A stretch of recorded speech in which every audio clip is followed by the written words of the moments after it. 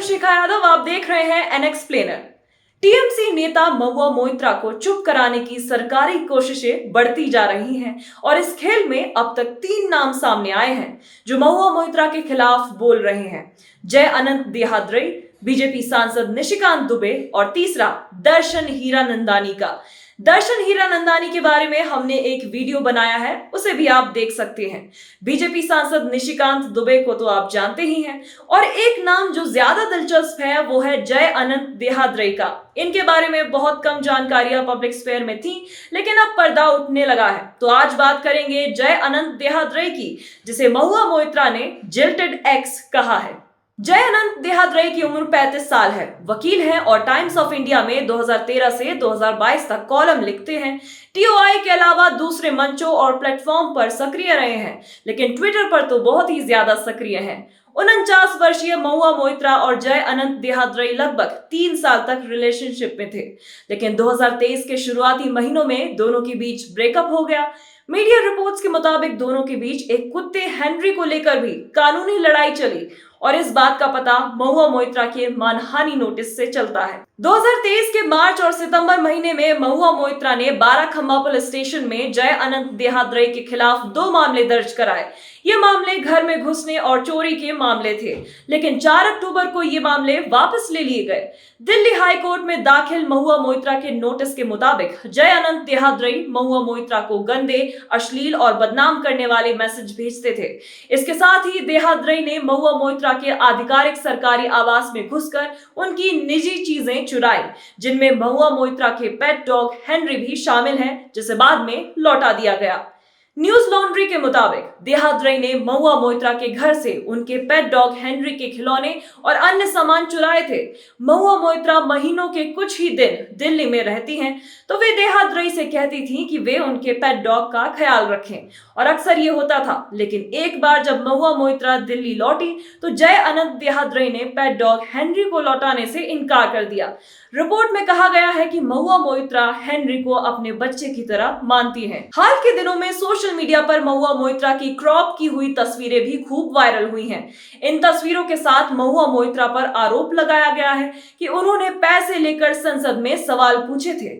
महुआ मोइत्रा ने अपने नोटिस में आरोप लगाया है कि देहाद्रई ने उनकी तस्वीरों को लीक किया, जिसे बीजेपी ने सोशल मीडिया पर वायरल कर दिया। लेकिन जय अनंत देहाद्रई को नरेंद्र मोदी की क्रॉप तस्वीरों से बहुत दिक्कत है। मिस्र के दौरे के दौरान जब सोशल मीडिया पर नरेंद्र मोदी की टोपी पहने हुए फर्जी तस्वीरें वायरल हुई तो देहाद्रई ने इन फोटो को शेयर करने वाली महिला यूजर की गिरफ्तारी की मांग की। पुणे यूनिवर्सिटी से ग्रेजुएशन करने के बाद देहाद्रई ने यूनिवर्सिटी ऑफ पेंसिल्वेनिया से मास्टर्स इन लॉ किया, और जैसा कि उनकी लिंक्डइन प्रोफाइल पर लिखा है, देहाद्रई ने additional solicitor general ANS Nadkarni के साथ चैम्बर जूनियर के तौर पर भी काम किया है और गोवा सरकार के वकील भी रहे। जय अनंत देहाद्रई अपना खुद का लीगल फर्म भी चलाते हैं। जिस दिन बीजेपी सांसद निशिकांत दुबे ने महुआ मोइत्रा को संसद से निलंबित करने की मांग की, देहाद्रई ने सीबीआई में एक हलफनामा दाखिल करके महुआ मोइत्रा के खिलाफ पैसे लेकर सवाल पूछने के मामले की जांच की मांग की। मजेदार बात यह है कि निशिकांत दुबे ने जब महुआ मोइत्रा को नगर वधु कहा था तो देहाद्रई ने निशिकांत दुबे को रक्तबीज कहा था।